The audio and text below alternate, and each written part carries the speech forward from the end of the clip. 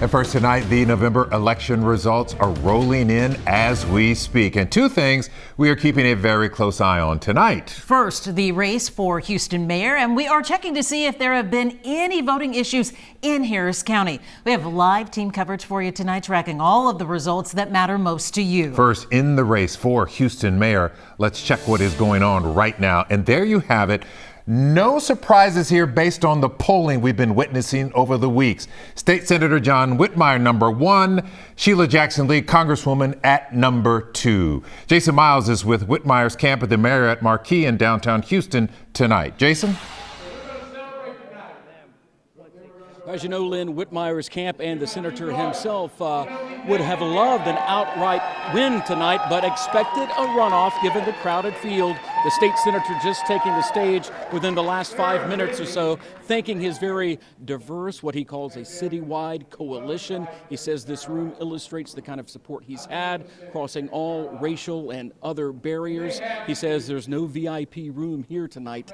This room is the VIP room. Now, the crowd here started trickling in around 7 o'clock, enjoying a live band, some libations, watching the results roll in, perhaps not as fast as some of us would like. Whitmire himself telling us earlier today he intends to keep things positive. If, in fact, this goes to a runoff, and it appears it will, he will not go negative. He says he wants to concentrate on the issues important to Houstonians, including things like crime. As you know, he is the longest current serving state senator in the state of Texas, now hoping to come back home and run the city of Houston. That's the latest from the Marriott Marquis in downtown Houston. We'll send it back to you. As expected tonight from the Whitmire camp. Thank you, Jason. Marcelo Benito continuing our coverage with Congresswoman Sheila Jackson Lee at Bayou Place in the Theater District. Marcelino, she's number 2 so far in the election results.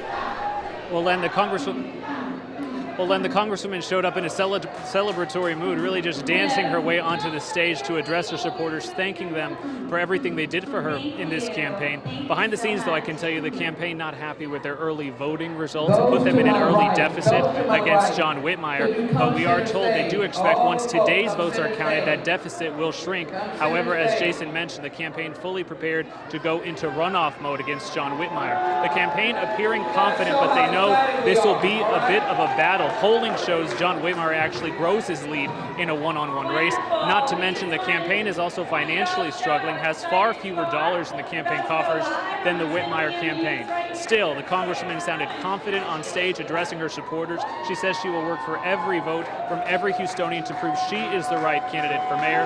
And she has the support of County Judge Lena Hidalgo, who I also talked to this evening, who says she is prepared to be a very active surrogate the next month as they prepare for that runoff against John Whitmire. I'll send it back to you. We'll see how it plays out in the next few hours. Marcelino, thank you. Right now, ballots from 700 polling locations in Harris County being brought to several so-called rally points.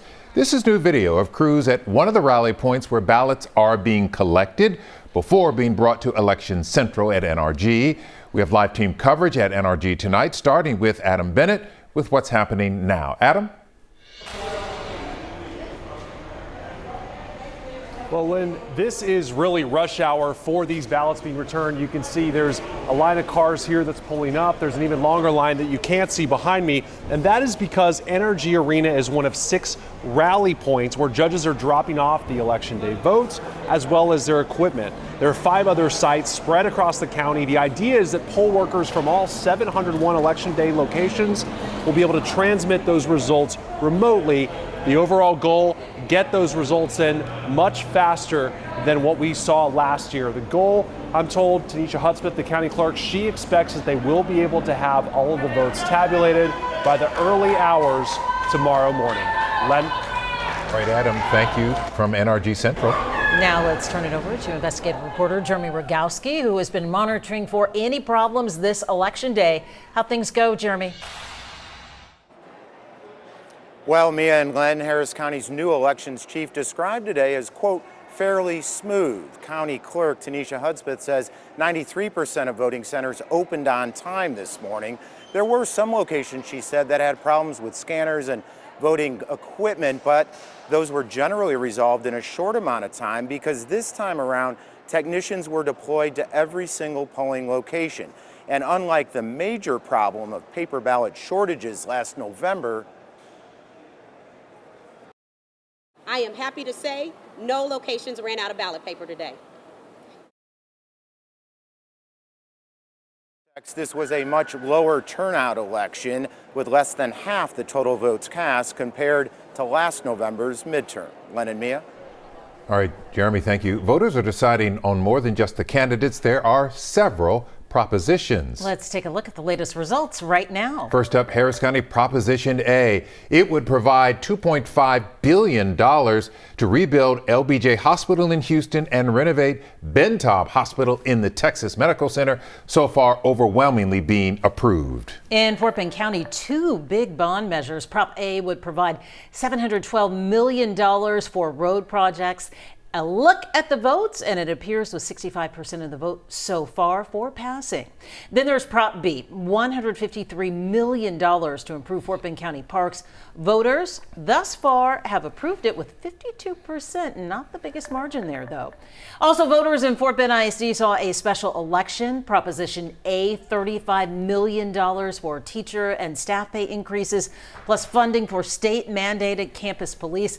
This proposition thus far is approved with 59% of the vote. Statewide, voters are deciding on 14 constitutional amendments. Prop 4 would give property owners tax relief by raising the homestead exemption. This isn't even close. People overwhelmingly approving the tax relief. Prop 9 would give retired teachers in Texas a cost of living raise for their pension. There we go. And that is a big one so far in Prop 9. Prop 14 would invest $1 billion to expand and improve the state park system. That too so far overwhelmingly being approved. We'll have even more results scrolling for you at the bottom of your screen throughout the newscast. You can also check out KHOU.com for the very latest.